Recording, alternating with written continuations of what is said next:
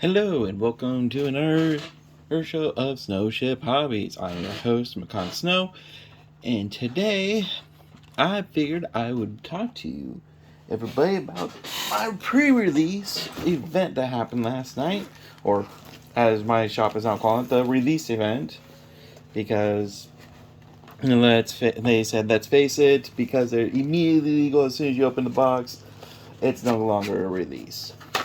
So, I want to talk about that a little bit. Um, I kind of agree with my store's premise that it kind of is it's rather, well, it's no longer a pre-release anymore. It's not like a, hey, here's a sneak peek of the cards you could get. It's now a, hey, by the way, now as soon as you get them, they are available. So why Wizards of the Coast or WotC is sitting there and saying it's a pre-release? I don't know anymore, but I wanted to go over what I had done. So here's what I was able to pull, well as it was, and I'll show you the deck. I was actually able to win first place last night with my deck, and I was really excited because that's the first time it's ever happened to me. But with this one, I got like the Hurabrask, the Hidden. These are the showcased ones from some of the ones I got here. Mujin, Carnosaur.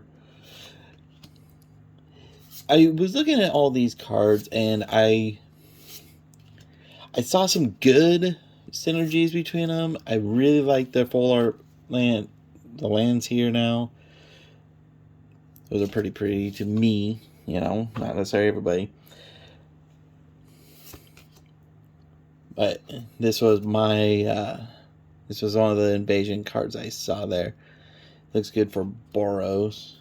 I saw a few of them in here. I saw some siege fights going on there. Some people really exploring it. I did a little bit, but it didn't come to fruition a lot for me. My creatures that I chose to fight for me were really actually just very well completed. And they were really nice. I really enjoyed the game. But after seeing all this, I want to hear from you guys or anybody who's taking a look here. What kind of deck would you have made? I'll show you. Like I said, I'm going to show you mine after I show you all these extras I had here. This was my commander card. I got the Slimefoot and Squee.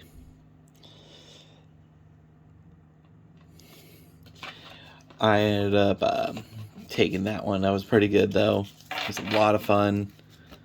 And I came across some really interesting plays. Almost everybody there, though, had some sort of black in their deck, if not black and blue.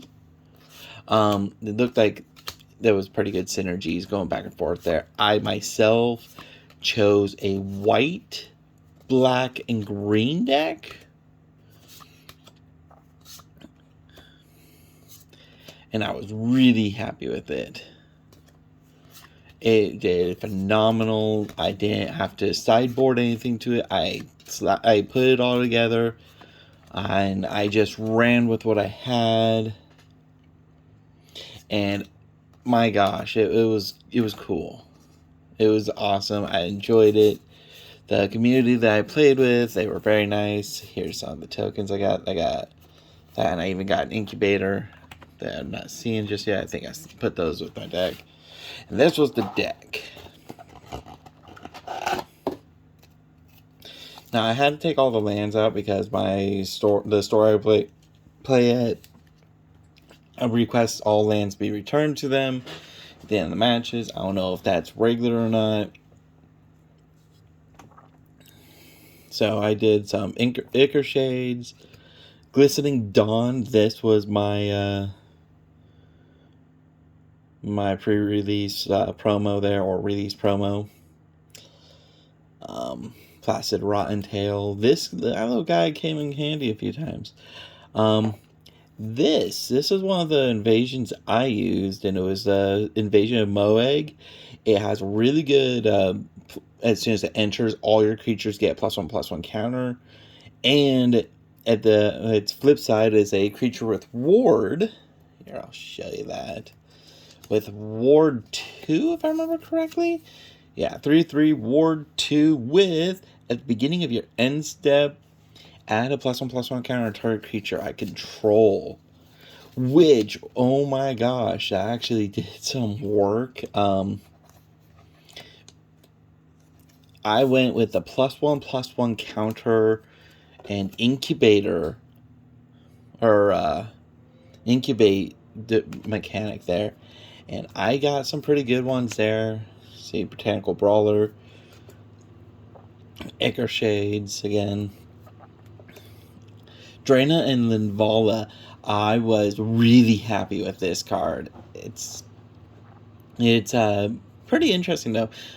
Activated, it has a 3/4 flying vigilance. Activated abilities of creatures your opponents control can't be activated, but then it turns around and goes, Drana and Linvala have all activated abilities of creatures your opponents control.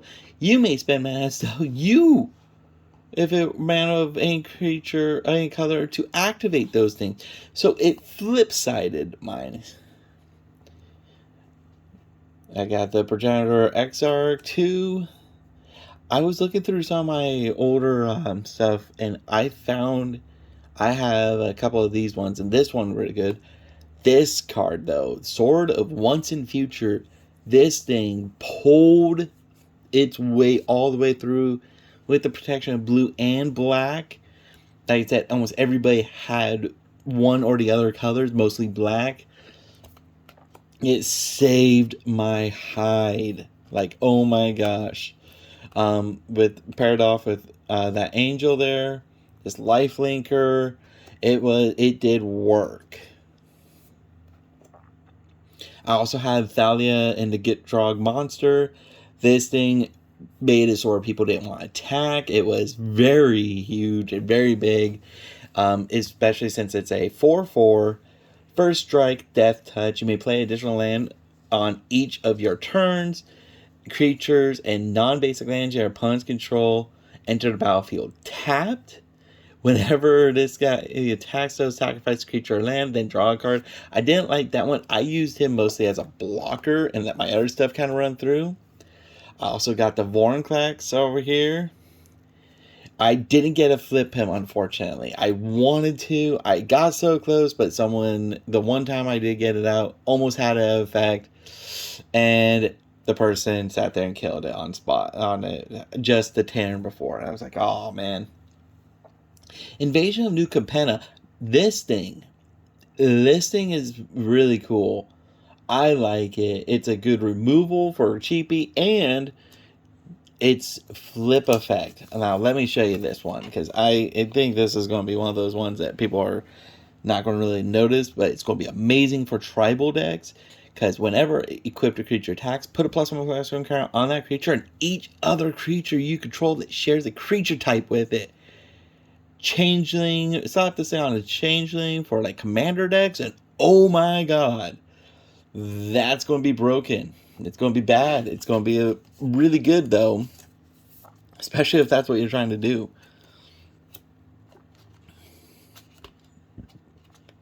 I really like this deck.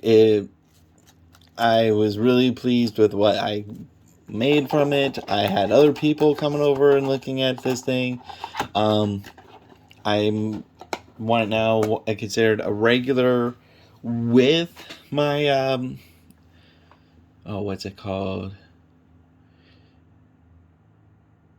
With the game store as it is, I'm considered one of the regulars there now. And out of 30 something people, myself and a couple of our other regulars, we posted into the top 5.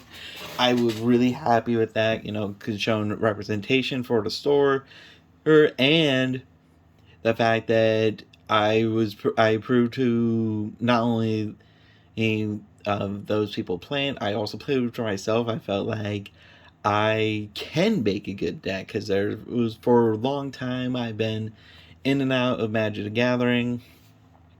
And I've been super like going back and forth into this, and I felt like sometimes I wasn't making the best decisions and best decks, and especially since my latest deck, it's not been it's an oil counter deck. It's not been punching through as much as I like.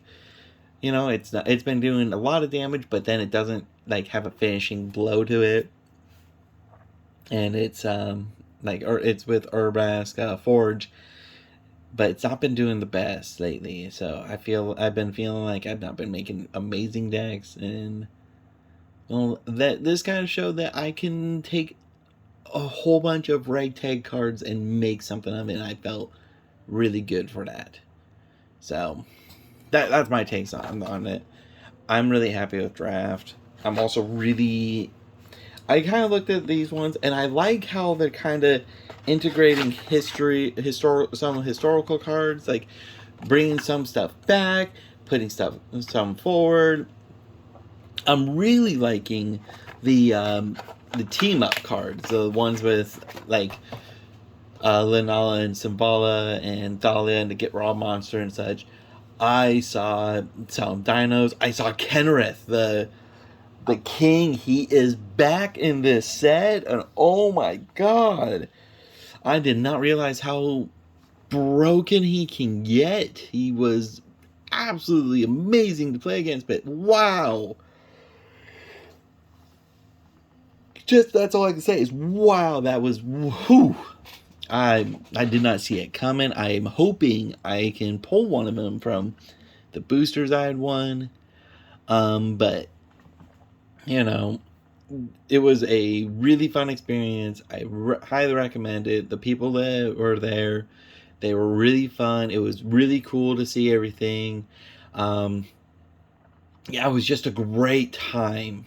Just all in all, it lasted almost till midnight last night, but I had so much fun with it. I also picked up this pre-release kit for Dungeons and Dragons Adventures in the Forgotten Realms, and I figured, you know what, I want to try and crack these open. I am trying to hunt down, well, the main character on these boosters, which happens to be Drizzt Do'Urden, which is a character in the beloved book series I read. In fact, I have several of the books still. In fact, I try to read them on a regular. I've not picked up one of them in a while, but I'm looking for the namesake cards there. I'm looking for the Companions of the Hall. Really hoping, seeing what I can get. I'm going to start off with a Plummet, Eyes of the Beholder, a Feigned Death, Inspiring Bard. Planar Ally. I didn't get into Magic when this set came out, unfortunately, or else I would have been really looking for them. But once I found out that they did this set, I'm starting to look for them more and more. And unfortunately, not a lot of people have this. Hey, the Warlock class, Magic Missile. Okay. The Wizard Spellbook. Ooh. And an island. And hey, look, a little wolf token. So I'm going to place the Wizard Spellbook right over here, so we can reflect upon those rares. I'm going to also read those off when I get to them. Here we go, next pack. This time it's a skeleton token. Okay. Alright, Dwarf Knight. You see a guard approach, swarming goblins. I also play D&D, and I wish I had a group to play with lately, but can't always have them. What's this? Mordekaiser's Polymorph. Turn target creature becomes a 4/4 dragon with flying. Nice.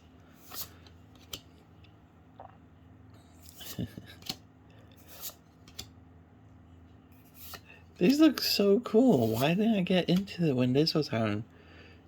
Targnar, Demon Fang Null. Alright, and a Hall of Storm Giants. Ooh. Lost Mine of Fendelver in the swamp. Ooh, okay.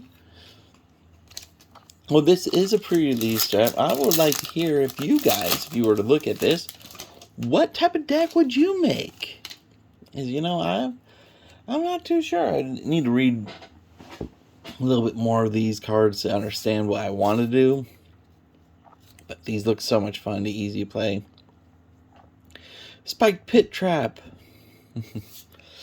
Okay, Brazen Dwarf. A Fate's Reversal. Okay. Circle of the Moon Druid. Looking at these things, I might have done like a Simic type deck, maybe. The green-blue. That seems a little bit fun, especially with the dragon stuff, the dragon Mordekai's polymorph and such. Ooh, this guy's flash and flying. It's not bad.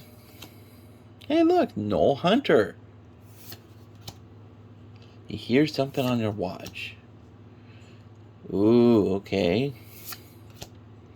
Iron Golem, very nice. Here's a blue dragon. A Flump. Hey, I know those guys. Those guys are pretty interesting. A Flump. Whenever this gets dealt damage, and you and target opponent draw a card. Maybe I will have added that one. It's a big chonker block. Not much for doing, but hey, good for defending.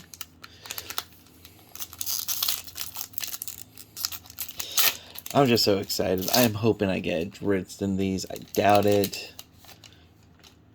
But I'm hoping beyond hope, And that's what matters here. I've always go into every game. I go into every single game I ever go into, and I go, you know what? I'm not quitting until the last card's played, because you never know what's going to happen. You just don't. And that's the best thing you can do, in my opinion. Because, I grew up with the Yu-Gi-Oh things. It's not over till it's over type deal. Heart of the Cards guide me. Ochre Jelly, okay.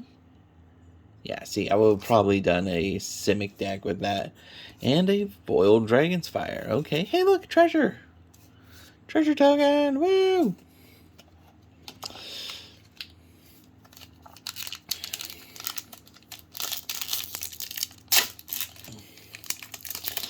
I haven't hit any big numbers, I don't think, yet, but I'm going to double check all these in a bit. Steadfast Paladin.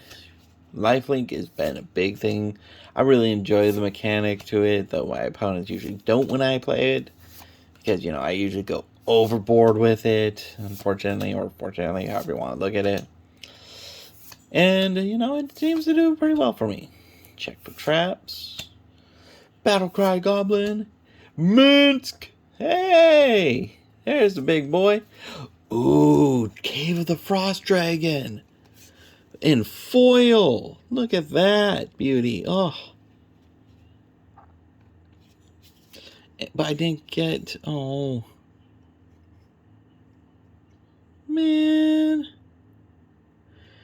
I actually just picked up the token of Icing Death. And oh my gosh.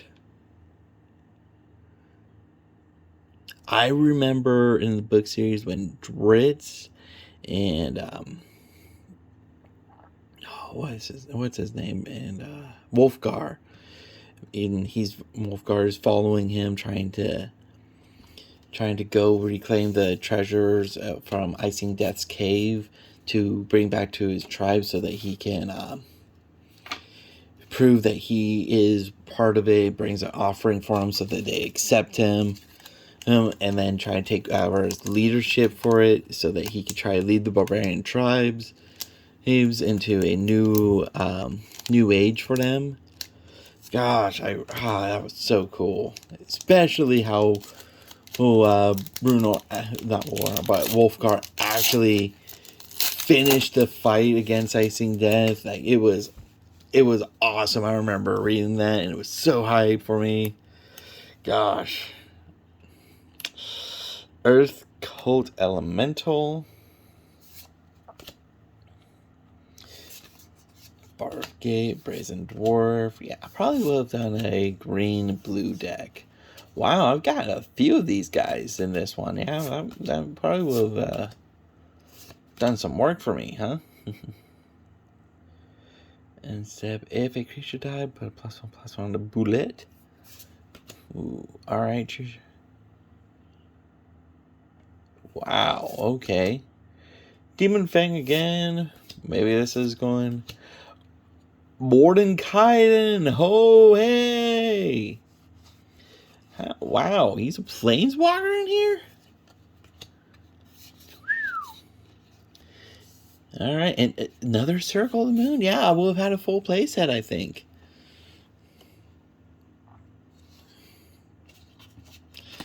Oh my gosh, so let's see what we got here. Out of all my rares here, I will have got Mordenkainen. Mordenkainen.